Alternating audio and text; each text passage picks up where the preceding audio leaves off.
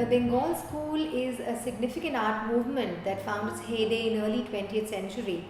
Its proponents were many of the Orientalists, including prominently the art critic Anand Kumaraswamy,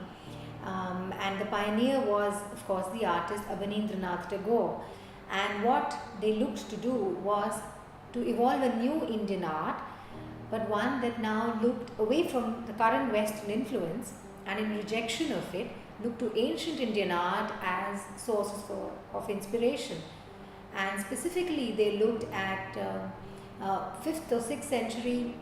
fresco paintings, particularly the Buddhist paintings in Ajanta, known for their extremely lyrical line, miniature paintings, and sculpture art seen on temple sculptures. Abanindranath evolved this style, some of his earliest works being drawn on miniature art,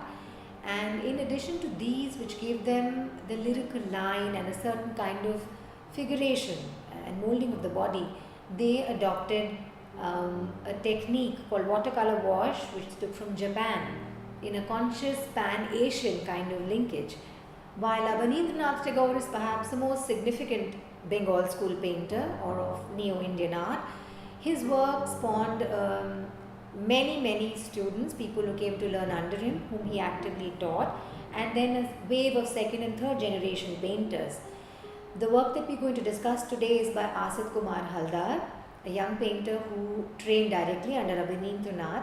and is known for the delicacy of his line and how well he seemed to imbibe and exude the Bengal school spirit.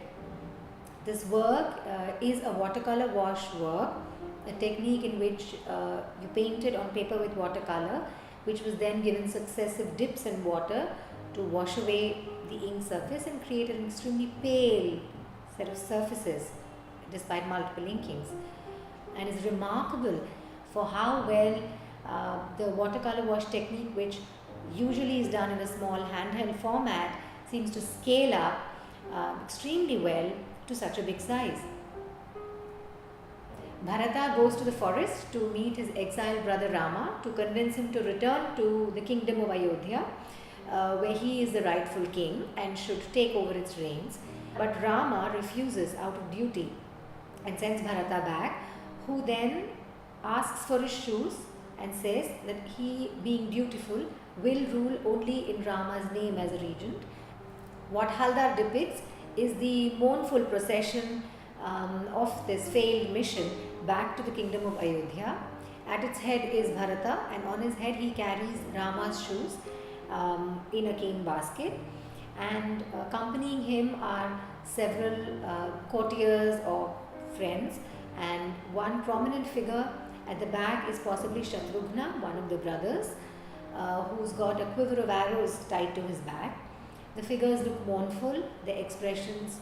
revealing their sadness at having been unable to convince Rama to return, and what this long separation will now mean, the one that is to ensue. What Haldar excels in is the emotion that he captures and the emotive affect that he is able to convey through his fine line.